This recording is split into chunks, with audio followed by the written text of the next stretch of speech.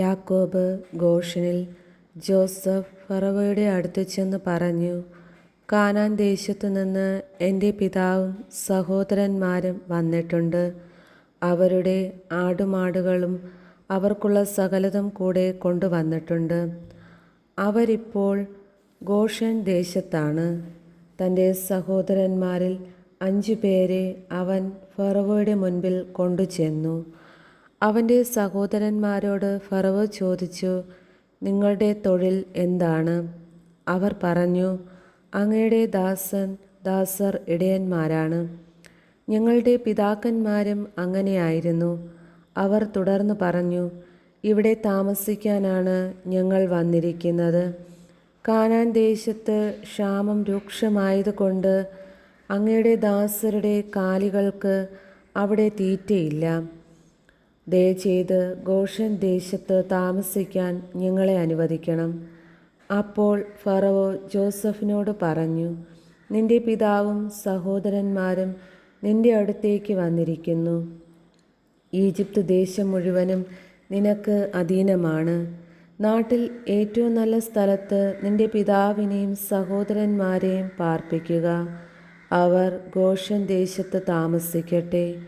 അവരിൽ കാര്യശേഷിയുള്ളവരെ നിനക്കറിയാമെങ്കിൽ എൻ്റെ കാലികളെ അവരെ ഭരമേൽപ്പിക്കുക.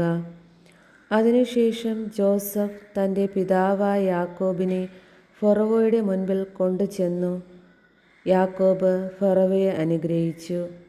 നിങ്ങൾക്ക് വയസ്സെത്രയായി? ഫറവോ ചോദിച്ചു. എൻ്റെ ദേശാന്തരവാസകാലം 130 വർഷമായിരുന്നു. അത് ഹ്രസ്വവും കഷ്ടപ്പാടുകൾ നിറഞ്ഞതുമായിരുന്നു. എൻ്റെ പിതാക്കന്മാരുടെ ദേശാന്തരവാസകാലത്തോളമായിട്ടില്ല അത്.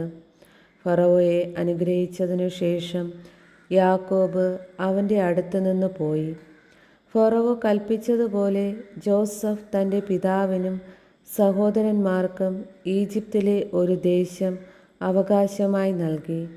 അവരെ അവിടെ പാർപ്പിച്ചു. നാട്ടിലെ ഏറ്റവും നല്ല ദേശമായ റംസേസ് ആണ് അവൻ അവർക്ക് കൊടുത്തത്. ജോസഫ് തൻ്റെ പിതാവിനും സഹോദരന്മാർക്കും പിതാവിൻ്റെ വീട്ടുകാർക്കുമെല്ലാം അംഗസംഖ്യ അനുസരിച്ച് ആഹാരം കൊടുത്തു പോന്നു. ക്ഷാമം രൂക്ഷമാകുന്നു. ഒരു ദേശത്തും ആഹാരം കിട്ടാനില്ലായിരുന്നു. ക്ഷാമം അത്ര രൂക്ഷമായി. ഈജിപ്തും കാനാദേശവും ക്ഷാമം മൂലം കഷ്ടപ്പെട്ടു. ഈജിപ്തിലെയും കാനാൻ ദേശത്തിലെയും പണം മുഴുവൻ ആളുകൾ വാങ്ങിയ ധാന്യത്തിൻ്റെ വിലയായി ജോസഫ് ശേഖരിച്ചു. അത് ഫറവോയുടെ ഭവനത്തിലെത്തിച്ചു.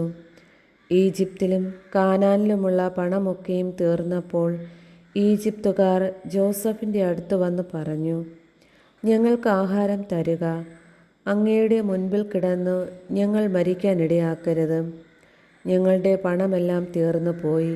ജോസഫ് പറഞ്ഞു, പണം തീർന്നെങ്കിൽ കന്നുകാലികളെ തരുക.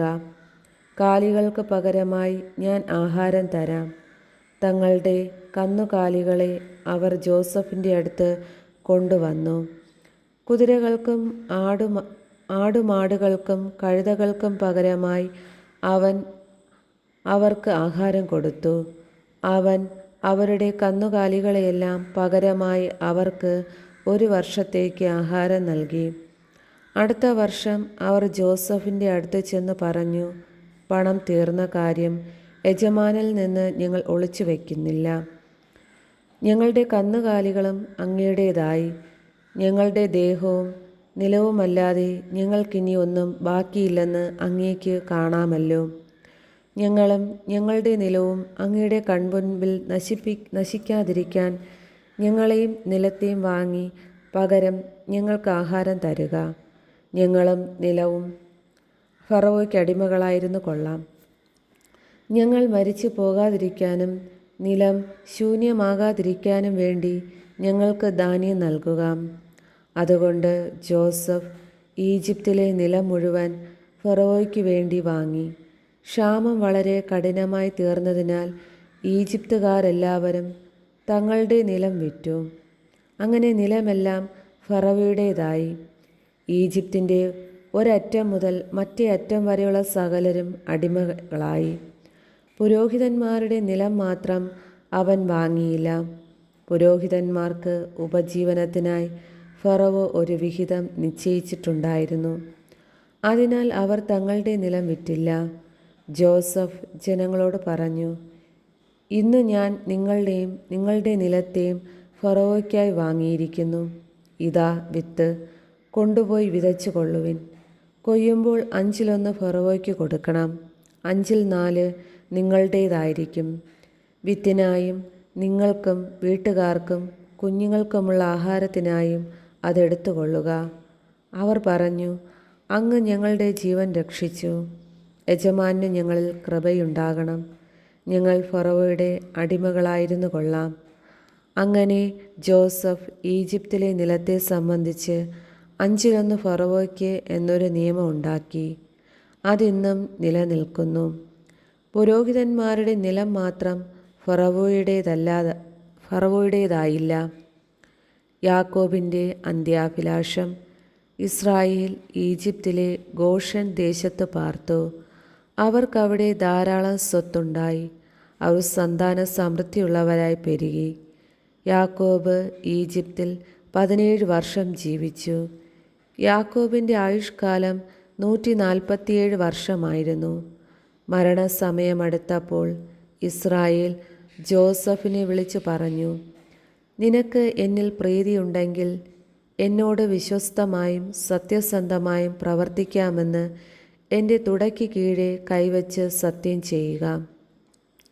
എന്നെ ഈജിപ്തിൽ സംസ്കരിക്കരുത്. എനിക്കെൻ്റെ പിതാക്കന്മാരോടൊപ്പം വിശ്രമിക്കുന്നതിന് എന്നെ ഈജിപ്തിൽ നിന്ന് കൊണ്ടുപോയി അവരുടെ ശ്മശാനത്തിലടക്കുക. ജോസഫ് സമ്മതിച്ചു. അങ്ങ് പറഞ്ഞതുപോലെ ഞാൻ ചെയ്യാം. എന്നോട് സത്യം ചെയ്യുക, അവൻ ആവശ്യപ്പെട്ടു. ജോസഫ് സത്യം ചെയ്തു. അപ്പോൾ ഇസ്രായേൽ കട്ടിൽ തലയ്ക്കൽ ശിരസ്സു നമിച്ചു.